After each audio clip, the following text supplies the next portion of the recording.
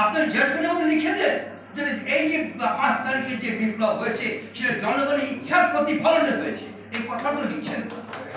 আপনি যদি লিখে দেন তাহলে এইটা হয়ে যাবে লিগাল ডকুমেন্ট।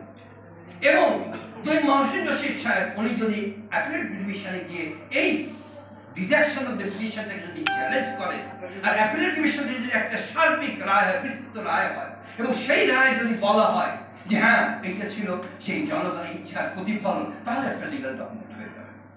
তাহলে সেই লিগাল ডকুমেন্টটা কেউ পরিবর্তন করতে পারবে না। কিন্তু এই যে হাইকোর্ট ডিভিশনে যে কথাটা বলেছে, পরবর্তীকালে কিছু বিচারপতি সাহেব তারা কিন্তু এটাকে হাইকোর্টের এই রায়টাকে একটা কথা বলে উড়িয়ে দেবে, বলবে এই রায়টা পার ইনকারিয়াম হয়েছে। পার ইনকারিয়াম মানে কোর্টের সামনে সমস্ত উপাদানগুলো উপস্থাপন করা থাকবে না, শুধু অ্যাপিলেট। কিন্তু আমরা এখানে যাচ্ছি কেন? একটা মামলা অ্যাপিলেট ডিভিশনে এখন জীবিত আছে, যে কোনো সময় এই রায়টা পাবে। সেটা হলো 1500 সংশোধনীকে অবৈধ ঘোষণা করবার জন্য একটা দরখাস্তের অধীনে এই রায়টা হবে। আমি ধরে নিলাম 1500 সংশোধনীটাকে বাতিল করা হবে। যদি বাতিল করা হয় ওকে, এটা চলে যাবে সংবিধান থেকে। কিন্তু সংবিধানের মধ্যে যে স্বৈরতান্ত্রিক ভিত্তিগুলো আছে সেগুলো চলে যাবে না। তো সেগুলো যদি চলে না যায়, আর আপনি যদি এই সংবিধান নিয়ে সামনে দিয়ে বলতে থাকেন, তাহলে নিশ্চিন্ত থাকেন আরেকটি দল আরেকটি ষড়যন্ত্রকে আপনার বিদায় করবার জন্য আবার বুকের তাজা রক্ত ঢাকার রাস্তায় ঢালতে হবে। এমন অবস্থায় আমরা কিন্তু সেটা সহ্য করব না। আমরা বুকের রক্ত ঢেলেই যাব, ঢেলেই যাব, ঢেলেই যাব, আর তার বেনিফিশিয়ারি হবে একটি রাজনৈতিক দল, এবং সে আবার পুনরায় স্বৈরচারী অবস্থা সৃষ্টি করবে। এটা আমরা হতে দেব না। তো না হতে দিতে হলে কি করতে হবে?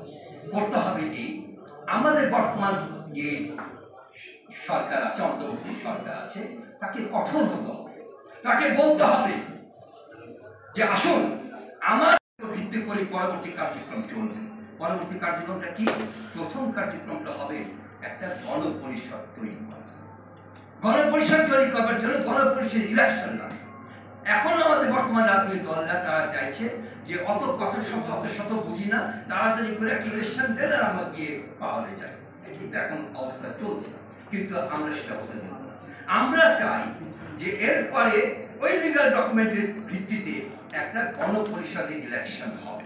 সেই গণপরিষদ ইলেকশনের হওয়ার পরে যদি এই সংবিধানকে রেখে কাটছাট করে নতুন সংশোধন করে দিয়ে এটাকে চালু রাখো, আপত্তি নেই। সকল স্বৈরতান্ত্রিক বিধিবিধানগুলোকে বিদায় করে দিয়ে এই সংবিধানই থাকলো, কিন্তু সেটা সংশোধিত আকারে থাকলো, আমাদের আপত্তি নেই। অথবা ওই গণপরিষদ এই সংবিধানকে বাতিল করে দিয়ে নতুন একটা সংবিধান আমাদের দিন। এই দুটো হতে পারে, এতে আমাদের কোনো আপত্তি নেই। কিন্তু সেই দিকে তো আমরা যাচ্ছি না।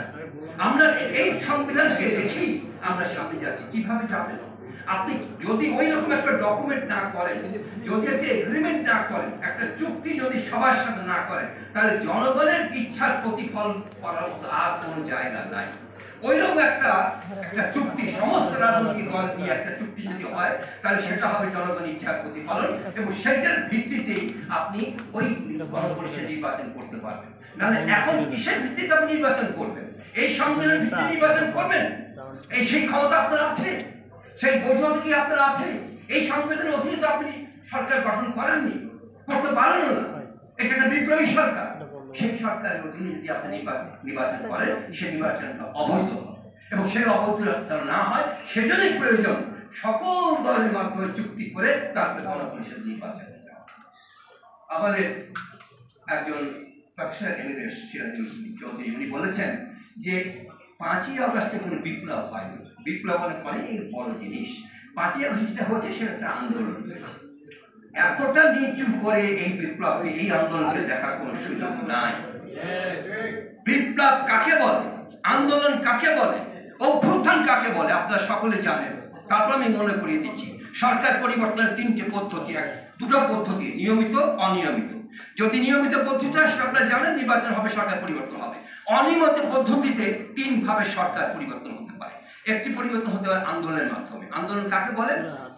রাজনৈতিক দলগুলো যিনি ক্ষমতায় আছেন তার প্রতি অসন্তুষ্ট, তারা একটা আন্দোলন গড়ে তুললো, রাস্তায় কিছু হরতাল হলো, কিছু প্রতিরোধ হলো, তারপর সেই সরকার সম্মান দেখিয়ে নতুন নির্বাচন দিয়ে সঠিক ক্ষমতা দিয়ে চলে গেল। এটা আন্দোলন হলো, আন্দোলনের ফসল। আরেকটা হলো অভ্যুত্থান। অভ্যুত্থান কি ভাবে হতে পারে? দুভাবে হতে পারে। একটা হলো সামরিক অভ্যুত্থান, আর জনগণের অভ্যুত্থান। জনগণ মিলে রাস্তায় আন্দোলন করলো, সরকার। এটা হলো 2 নম্বর।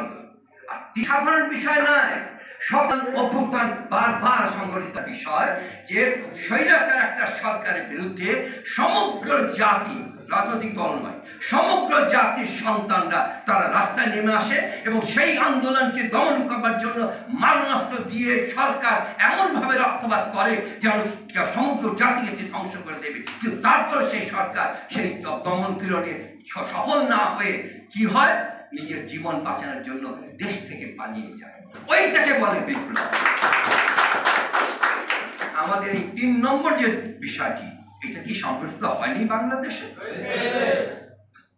প্রধানমন্ত্রী নয়, প্রধান বিচারপতি পালিয়ে গেছেন, এমনকি প্রধান মসজিদের খতিব তিনিও পালিয়ে গেছেন।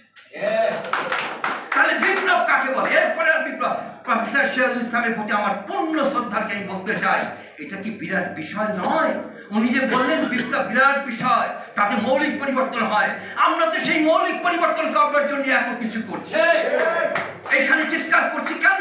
শুক্রবার আজকে চিৎকার করছি সেই মৌলিক বিষয়গুলি পরিবর্তন করবার জন্য। আমরা তো পরিবর্তনকারী নই, আমরা বাস্তবায়নকারী নই, আমরা পরামর্শকতা।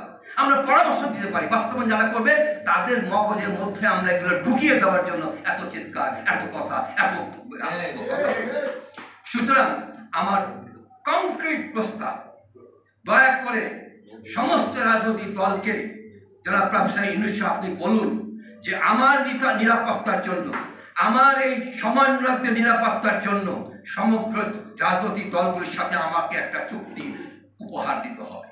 সেই চুক্তির মধ্যে লেখা থাকবে এই বিপ্লবের স্বীকৃতি।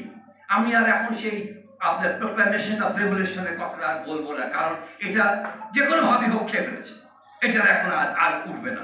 সুতরাং একটা চুক্তি হোক সমস্ত রাজনৈতিক দলের সাথে, সেখানে লেখা থাকবে এই বিপ্লবের স্বীকৃতি, এবং একই সাথে লেখা থাকবে যে আমরা পরবর্তীতে গণপরিষদ নির্বাচনে যাব।